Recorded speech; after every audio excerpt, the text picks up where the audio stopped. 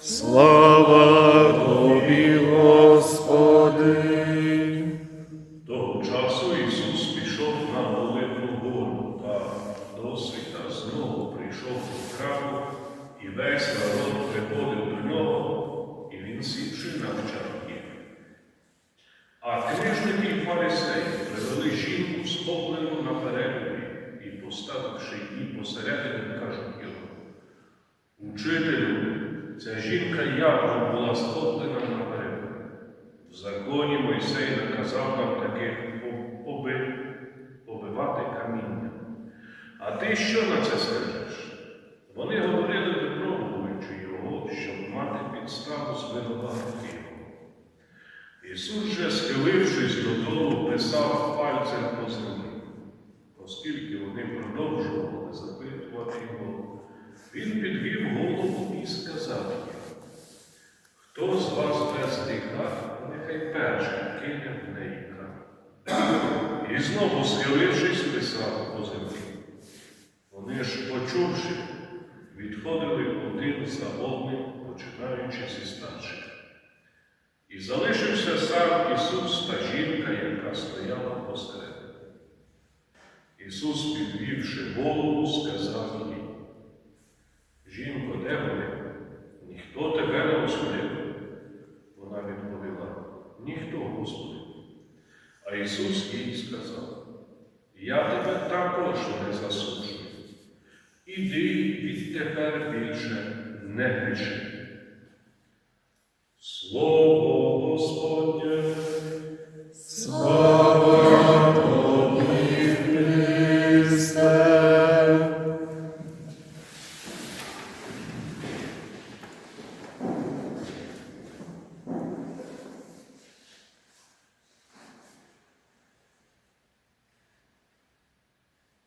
Вера, надежда. Вчера мы говорили о вере, сегодня хочу, чтобы мы остановились на надежде. Сегодняшняя Евангелия. Не знаю, какая вера, какая надежда в сердце этой женщины была. Але то, что произошло, поменяло ее жизнь. За то, что она сделала, за тот грех, как мы слышали, она должна быть убита камнями. Ale potem, что сделал Христос, все поменялось. Мы видим это. Иисус спрашивает ее: Жінко, де вони? Ніхто тебе не осудив. Вона відповіла: Ніхто, Господи. А Ісус їй сказав: Я тебе також не засуджу.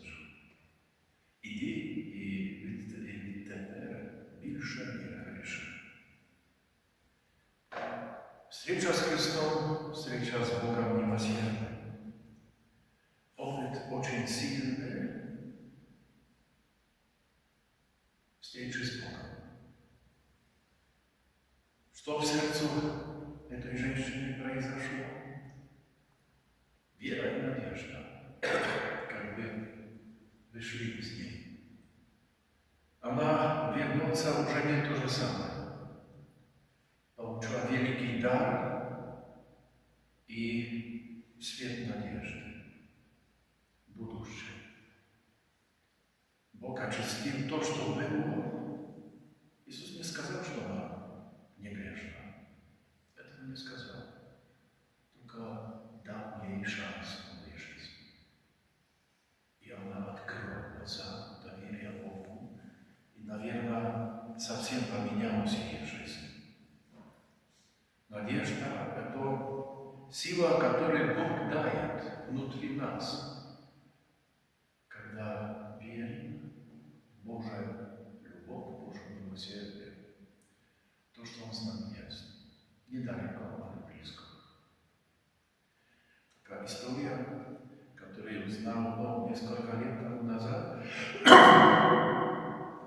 каком-то богатым человека, 19 век, где-то на этом территории между Сумами и Харьковом он жил и имел своего духовника, православный, своего старца, как это называлось в это время, который помогал ему возрастать в вере. И однажды, там, я один раз его встречал, я тоже оставил, я читал письма, которые он писал этому старцу, Макару. И в одной из писем читал, он просил совет, что ему делать в 19 век, говорит, тоже кто-то поджигает, и все дома богатых они сжигли. Или мне нужно страховку сделать, или нет. Конечно, это временно не наше. Если сегодня бы сказал мне кто-то, ну, конечно, надо сделать. Але глубже, он тут и действительно глубже. Ответ этого старца такой. Не сказал да, не сказал нет, только указал, какие возможности. Духовник, который не решается на этот вопрос, але указывает нам глубже, чтобы мы посмотрели и мы выбирали, потому что наше решение должно быть. Наша ответственность. Не можно сбросить ответственность на кого другого. Помоги. Что, как думаешь? Так или нет? Нет. Если кто-то... Это мне научил мой духовник. Он, когда я приходил к нему на вопросы, с вопросом, он говорит, хорошо, посмотри, так, и выбирай сам. Потому что это наше. Мы дозреваем через это. Через такие выборы мы дозреваем. И станем больше зрелые и тоже соединены с Богом. Он ему сказал так. Если у тебя есть вера, доверие Богу сильное, то ты не обязательно должен страховку сделать. А если чувствуешь внутри, что та вера не до конца сильна, то ты сделай это. И потом другое письмо, несколько какое-то время прошло, пишет этот человек, этого Макарева, говорит, пишет, все сгорело, а я не сделаю страховку. А я не боюсь. Я доверяю ему. И это из веры, это из надежды. Не то, что будет все так, как мы думали. Але что Бог нас не оставил. Пишет, Бог поможет мне построить заново то, что сгорело. И то есть надежда. Он идет в эту веру не только, когда ему все было хорошо, але дальше верит Богу, что Он будет с ним и будет будущее. Потому что надежда – это то, что указывает нам будущее. Доверие Богу, что Он со мной будет в моей жизни. Да, мы читаем в Библии ветхим целый век, как Авраам и другим патриархам обещал землю и то, и то. Але знаем, что это не было так сразу.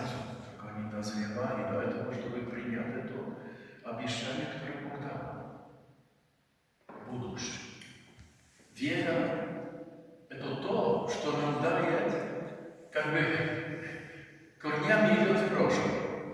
То, что я вчера говорил, что мы имеем опыт Бога, не знание только, але опыт Бога, который действует в моей жизни, в церкви, в других святых.